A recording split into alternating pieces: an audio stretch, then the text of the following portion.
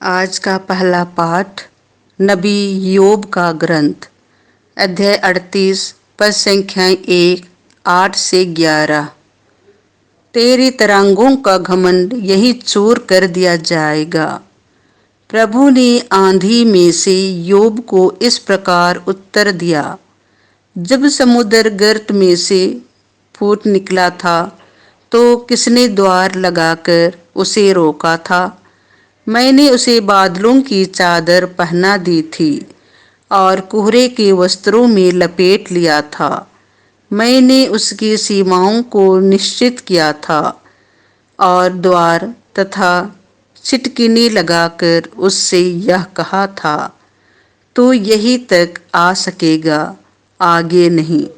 तेरी तरंगों का घमंड यही चूर कर दिया जाएगा। यह प्रभु की वाणी है। आज का दूसरा पाठ कुरिन्थियों के नाम संत पौलुस का दूसरा पत्र अध्याय 5 पद संख्याएं 14 से 17। सब कुछ नया हो गया है। मसीह का प्रेम हमें प्रेरित करता रहता है, क्योंकि हम यह समझ गए हैं कि जब एक सबों के लिए मर गया है तो सभी मर गए हैं। मसीह सबों के लिए मर गए हैं, जिससे जो जीवित हैं वे अब से अपने लिए नहीं बल्कि उनके लिए जीवन बिताएं, जो उनके लिए मर गए और जी उठे हैं। इसीलिए हम अब से किसी को भी दुनिया की दृष्टि से नहीं देखते। हमने मसीह को पहले दुनिया की दृष्टि से देखा है, किंतु अब हम ऐसा नहीं करते।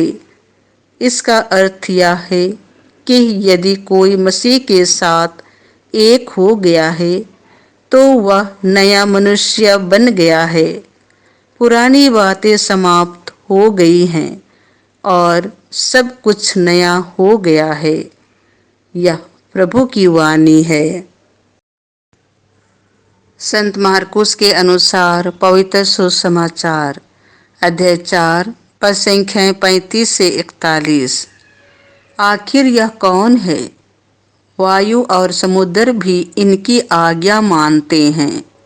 संध्या हो जाने पर यीशु ने अपने शिष्यों से कहा, हम उस पार चलें। लोगों को विदा करने के बाद शिष्य यीशु को उसी नाव पर ले गए जिस पर वह बैठे हुए थे। दूसरी नावें भी उनके साथ चलीं। उस समय एकाएक झंझावत उठा। लहरें इतने जोर से नाव से टकराने लगी कि वह पानी से भरी जा रही थी। यीशु दुम्बाल में तकिया लगाए सो रहे थे।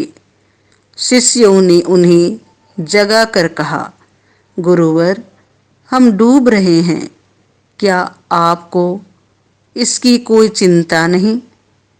वह जग गए और उन्होंने वायु को डांटा और समुद्र से कहा, शांत हो, थम जा। वायु मंद हो गई और पूर्ण शांति छा गई। उन्होंने अपने शिष्यों से कहा, तुम लोग इस प्रकार क्यों डर जाते हो? क्या तुम्हें अब तक विश्वास नहीं है? उन पर भय छा गया और वे आपस में यह कहने लगे, आखिर यह कौन है? वायु और समुद्र भी उनकी आज्ञा मानते हैं। यह प्रभु का सुसमाचार है।